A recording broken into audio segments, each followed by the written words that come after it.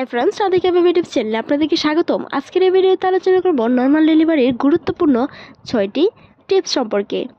একটি সন্তান জন্মদানের পরে যেন একটি নারীর মাতৃত্বের সুখ এমনকি তার নারীর পরিপূর্ণতা পেয়ে থাকে। নর্মাল ডেলিভারির প্রস্তুতি নিতে মাথায় রাখুন এই 6টি গুরুত্বপূর্ণ বিষয়।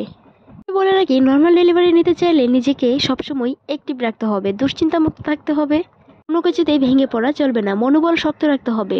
নর্মাল ডেলিভারির প্রথমতই একটি টিপস হলো মনোবল যত শক্ত থাকবে নর্মাল ডেলিভারির প্রস্তুতি তত বাড়তে থাকবে। যাতে বিভিন্ন বিশেষজ্ঞ কিংবা যুক্তরাষ্ট্রের অধ্যাপক জাকিয়া সুলতানা বলেছেন, একজন মায়ের ডেলিভারি পেন ওঠার আগ পর্যন্ত মনোবল শক্ত রাখতে হবে। এমনও মায়েরা আছে ডেলিভারি পেন সবকিছু ঠিকঠাক থাকার পরও অপারেশন করে ফেলে, কিন্তু এই বিষয়ে মায়েদের মন অবশ্যই ধৈর্য শক্তি থাকতে হবে। নর্মাল ডেলিভারির ক্ষেত্রে ঘরের টুকটাক কাজে অ্যাক্টিভ থাকতে হবে, প্রচুর পরিমাণে পানি পান করতে হবে, সকাল বিকাল অন্ততপক্ষে 30 মিনিট করে হাঁটাচলা করতে হবে। মনে রাখবেন, নর্মাল কমোড ইউজ করতে হবে, সাথে কিছু ব্যায়ামের অভ্যাস করতে পারেন।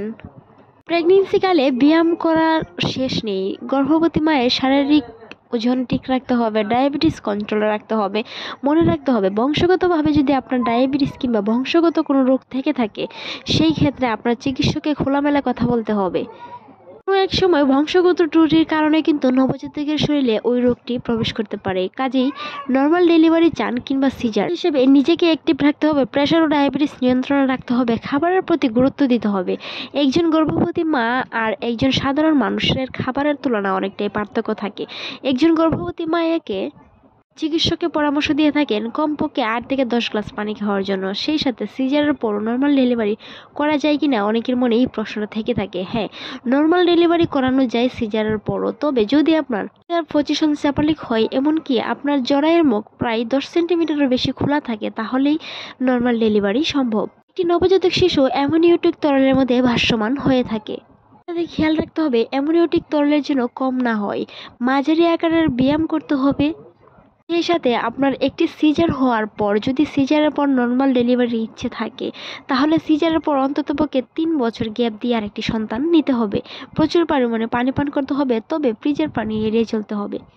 দুশ্চিন্তামুক্ত থাকুন। একটি গবেষণায় দেখা গিয়েছে 4 মাসের পর থেকে একটি নবজাতক তার মায়ের সকল অনুভূতি বুঝতে পারেন। তাই একজন গর্ভবতী মায়ের যদি মন খারাপ থাকে কিংবা দুশ্চিন্তা থাকে, সাথে একটি শিশুর ক্ষতি হতে পারে। মানসিকভাবে প্রস্তুত হতে হবে নর্মাল ডেলিভারির জন্য।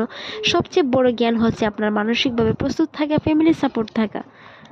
যে হাত পায়ে ফুলে যায় কিন্তু পানি এসে যায়, সেই ক্ষেত্রে আপনাকে অবশ্যই হাঁটাচলার অভ্যাস রাখতে হবে, ঘরের টুকটাক কাজে অ্যাক্টিভ থাকতে হবে, বাড়ি কাজ এড়িয়ে চলতে হবে। সাথে শিশুর ওজন বাড়ানোর জন্য পুষ্টিকর খাবার খেতে হবে, একেবারে না চলে অল্প অল্প করে খেতে হবে। বিশেষজ্ঞ বা যুক্তরাষ্ট্রের জাকিয়া সুলতানা আরও বলেছেন, নর্মাল ডেলিভারির পেন যে শুধু করে উঠে যায় এরকম কোনো ব্যাপার না, হালকা হালকা করে পিন ব্যথা হয়, এটা তীব্র হতে পারে। তবে সেটা যদি নর্মাল ডেলিভারির ব্যথা হয়, সব কিছু ঠিকঠাক থাকে, তবে নর্মাল ডেলিভারি সম্ভব বা চেষ্টা করতে পারেন। নর্মাল ডেলিভারি আহামরি কোনো বিষয় নয় যে কষ্টসাধ্য হয় বা অসম্ভব। নর্মাল ডেলিভারি সম্ভব যদি আপনার মানসিক প্রস্তুতি কিংবা আপনার চিকিৎসক আপনার সব কিছু ঠিকঠাক আছে বলে সাপোর্ট করে।